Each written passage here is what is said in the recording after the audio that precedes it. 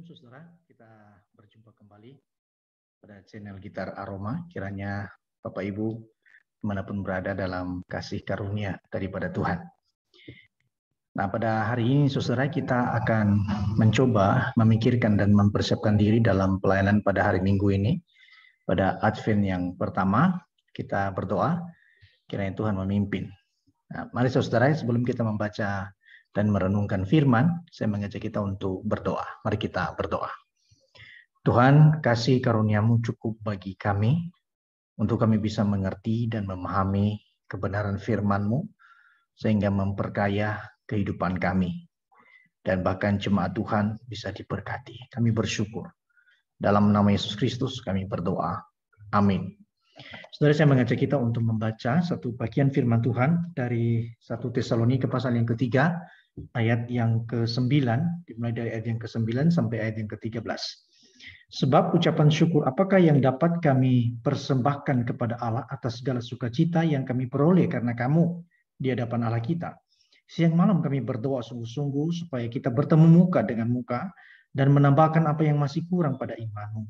Kiranya Dia, Allah dan Bapa kita, dan Yesus, Tuhan kita, membukakan kami jalan kepadamu. Dan kiranya Tuhan menjadikan kamu bertambah-tambah dan berkelimpahan dalam kasih seorang terhadap yang lain, dan terhadap semua orang, sama seperti kami juga mengasihi kamu. Kiranya Dia menguatkan hatimu, supaya tak bercacat dan kudus di hadapan Allah dan Bapa kita, pada waktu kedatangan Yesus, Tuhan kita dengan semua orang kudusnya. Nah, saudara, tema Advent pada kali ini adalah soal tentang kekudusan hidup, ya, di dalam masa penantian kita akan kedatangan Kristus kali kedua. Nah, saudara, saya mengajak kita untuk terlebih dahulu untuk melihat relasi antara Paulus dan jemaat di Tesalonika ini, lalu kemudian kita kaitkan kenapa isi atau pasal yang ketiga ini menjadi sangat penting untuk kemudian kita perhatikan dan kita hati-hati sekali di dalam menyampaikannya. Nah, saudara, jemaat di Tesalonika itu memiliki relasi yang sangat intim, relasi yang sangat dekat dengan Rasul Paulus. Kalau kita membaca di dalam 1 Tesalonika pasal yang kedua, ayat yang ke-6, ke-7, dan ke-8, Paulus mengungkapkan atau menggunakan sebuah istilah yang sangat menarik sekali di sana, yaitu soal relasinya, hatinya bagi jemaat Tesalonika itu, saudara, seperti ibu bagi anaknya. Saudara, bayangkan bagi ibu-ibu yang punya anak, coba bayangkan perasaan ini seperti ibu kepada anaknya. Adalah sesuatu yang melukai hati ibu ketika anaknya dalam kondisi yang sulit. Adalah hal yang sangat menyakitkan bagi seorang ibu ketika menyaksikan anaknya itu sedang dalam keadaan terluka. Jadi relasi itu sangat penting sekali. Nah, saudara, di dalam relasi yang seperti itu juga, maka Paulus sudah menjelaskan siapa jemaat di Tesalonika itu.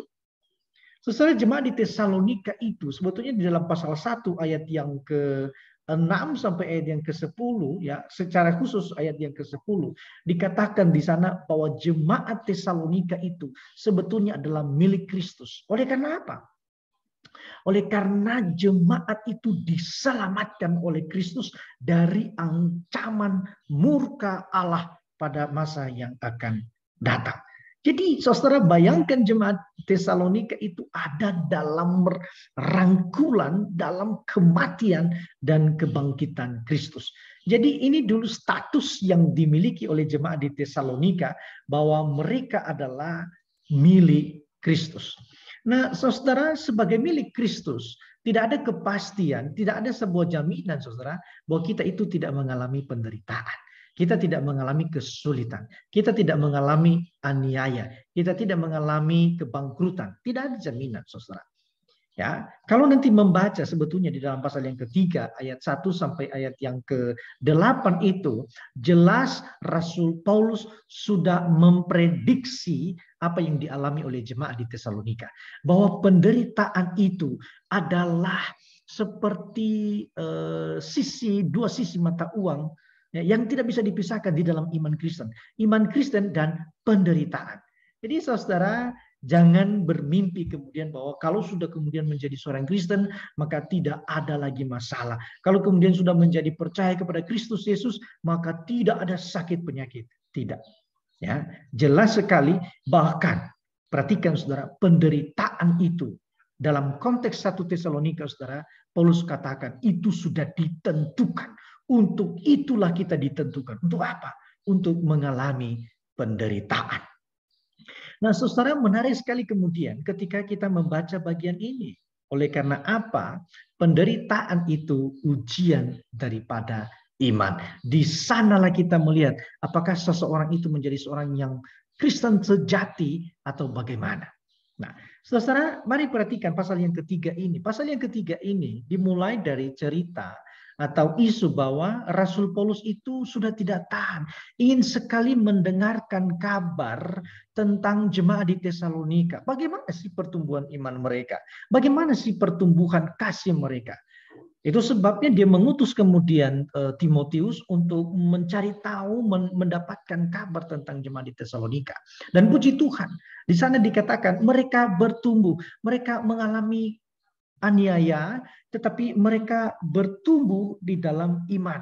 Ayat yang keempat. Sebab juga waktu kami bersama-sama dengan kamu, setelah kami katakan kepada kamu bahwa kita akan mengalami kesusahan, dan hal itu seperti kamu tahu telah terjadi. Dan jemaat di Tesalonika itu ada di dalam iman kepada Yesus Kristus.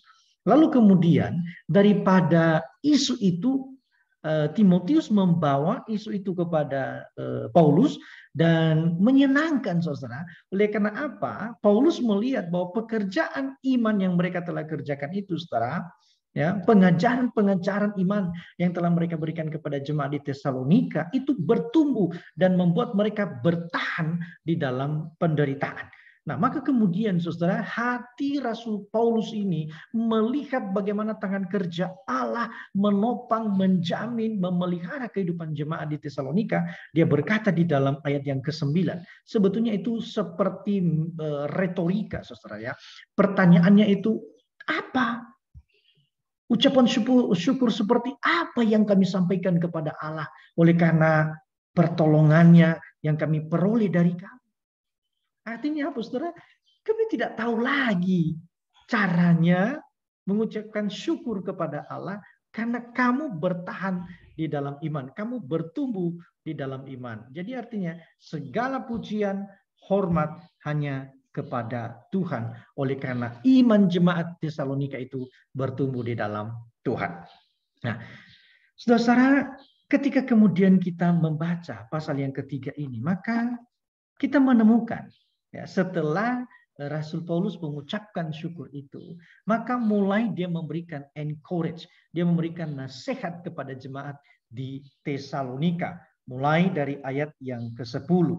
Ya, dia mengingatkan jemaat bahwa siang malam, ini mengindikasikan bahwa tidak ada waktu bagi Rasul Paulus untuk tidak memikirkan Tesalonika. Tesalonika itu ada di jantungnya Rasul Paulus. Dia berdoa kepada Tuhan supaya Tuhan pimpin dan bahkan merindu jemaat Tesalonika itu. Dia merindu bisa bertatap muka dengan jemaat di Korintus. Saudara, sebelum masuk kepada nasihat yang dimaksudkan oleh Rasul Paulus, maka perlu kita pahami lebih awal soal isu utama daripada 1 Korintus pasal yang ketiga ini. Itu yang pertama soal kasih, dan yang kedua soal kedatangan Yesus Kristus, dan yang ketiga itu soal kekudusan. Nah, saudara, saya tidak akan membahas 3 poinnya, tapi saya ingin mengajak kita untuk satu hal soal kasih.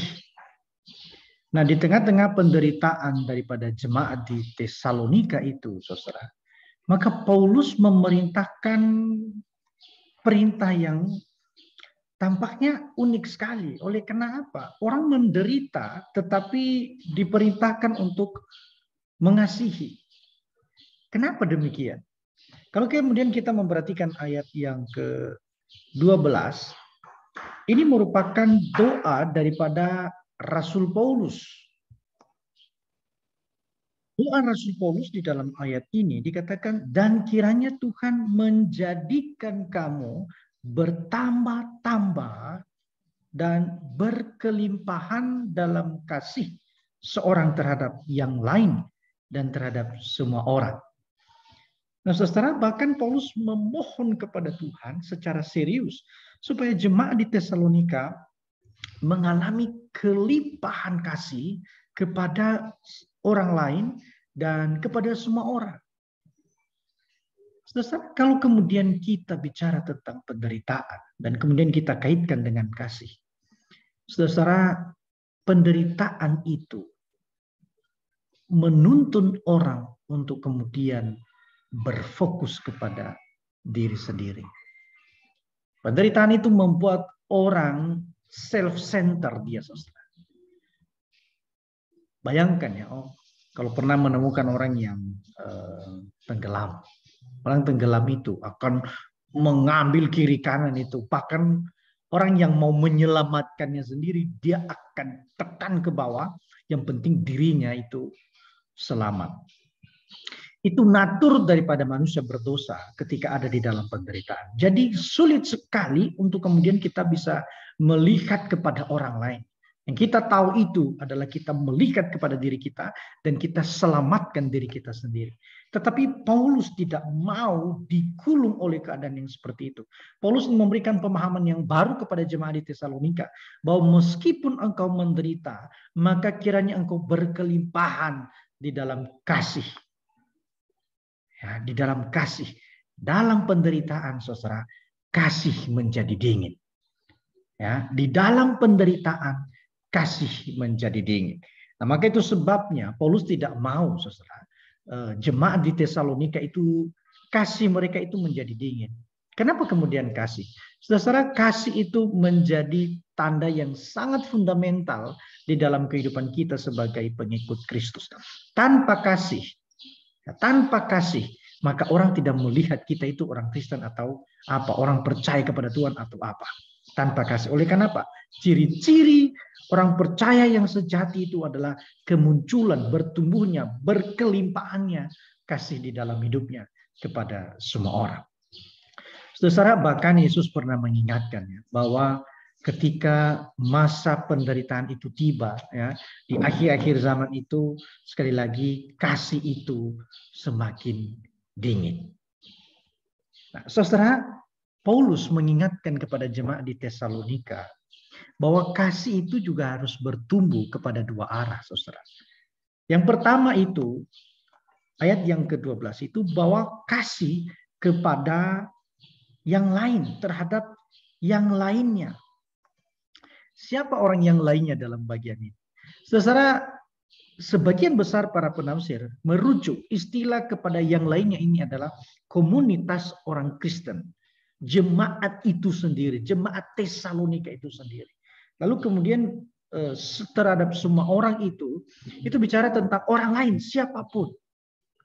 Nah, ini terbalik, saudara. Oleh karena apa? Dunia itu mengajarkan bahwa akan lebih mudah mengasihi orang-orang yang di luar, misalnya di luar keluarga kita.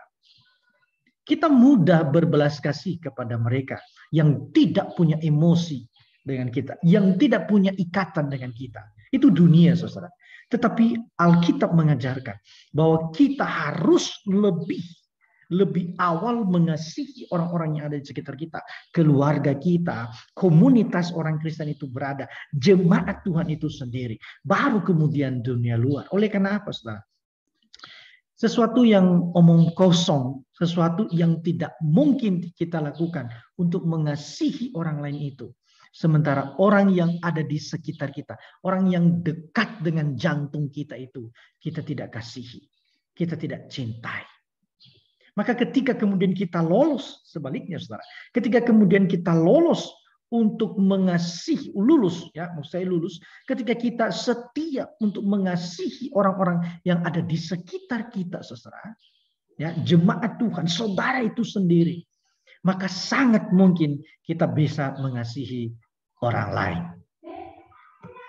Saudara yang dikasihi oleh Tuhan. Inilah pertumbuhan yang dimaksudkan oleh Rasul Paulus kepada jemaat yang ada di Tesalonika. Bahwa kedewasaan imanmu itu harus bertumbuh kuat melalui apa? Melalui kasih meskipun engkau di dalam penderitaan. Kita bisa katakan begini, mereka yang dewasa adalah mereka yang tetap mengasihi atau menciptakan ruang, suasana, damai sejahtera kepada orang lain meskipun yang ia sendiri sedang menderita. Saudara yang dikasihi oleh Tuhan, apa kaitannya dengan kedatangan Kristus dan tentang kekudusan yang telah saya sampaikan tadi? Saudara, salah satu cara mempersiapkan diri kita menantikan kedatangan Kristus kali kedua itu adalah dengan terus mengembangkan, menyuburkan kasih di dalam hidup kita. Oleh karena apa? Kasih itulah menjadi fondasi dari segala sesuatu. Paulus pernah ingatkan bahwa kalaupun engkau membakar dirimu, engkau berikan kepada orang lain, kalau tidak berdasarkan daripada kasih, maka itu pun adalah seperti menabur atau menangkap angin, gong yang gemerincing yang tidak ada artinya. Ya. Segala sesuatu yang kita lakukan tanpa kasih tidak ada artinya. Saudara yang dikasihi oleh Tuhan, apa kaitannya dengan kekudusan? Seperti yang menjadi tema, ya, menjaga kekudusan. Saudara, kita melihat bahwa Allah itu hakim yang adil. Segala perbuatan kita itu akan dibawa di hadapan Allah. Pada kedatangan Kristus yang kali yang kedua, kita akan diminta pertanggungjawaban terhadap apa yang kita lakukan. Saudara yang dikasihi oleh Tuhan, 3 poin ini menjadi poin yang sangat penting untuk kemudian kita memahami 1 Tesalonika pasal yang ketiga, ayat yang pertama sampai ayat yang ke-13. Yang pertama adalah soal kasih, yang kedua adalah soal kedatangan Kristus, dan yang ketiga adalah soal kekudusan hidup. Saudara, kita ini anak-anak terang. Siang malam, segala sesuatu kita mestinya hidup di hadapan Allah. Kita bertanggungjawabkan di hadapan Allah. Ya, bisa aja keadaan ini sangat mudah untuk berubah. Kondisi ekonomi bisa berubah, ya. Bisnis bisa berubah. Politik bisa sangat jahat sekali. Ya, kita bisa menyaksikan kejahatan di mana-mana, Saudara. Tapi kita hidup di hadapan Allah. Apapun yang kita kerjakan itu kita pertanggungjawabkan di hadapan Allah kita di dalam Yesus Kristus. Saudara yang dikasihi oleh Tuhan. Maka sekali lagi poin yang ingin saya bahas pada bagian ini. Dalam mempersiapkan diri menantikan kedatangan Kristus kali yang kedua. Persiapkan hatimu untuk tetap memiliki kasih. Perhatikan kiri kanan yang membutuhkan kasih. Meskipun kita dalam keadaan menderita. Sekali lagi saudara, orang yang dewasa rohaninya itu tidak lagi berpusat kepada dirinya sendiri, tetapi bisa menciptakan kesejahteraan, bisa menciptakan sukacita bagi orang-orang yang ada di sekitarnya. Semua ini garis bawahi, semua ini akan terjadi ketika kita ada di dalam Kristus Yesus. Tidak ada orang yang menciptakan ruang kesejahteraan, sukacita bagi orang lain dalam keadaan dia menderita kalau tidak ada Kristus di dalam hidupnya. Saudara, ini bukan pilihan bagi setiap kita, tetapi ini natur manusia baru kita.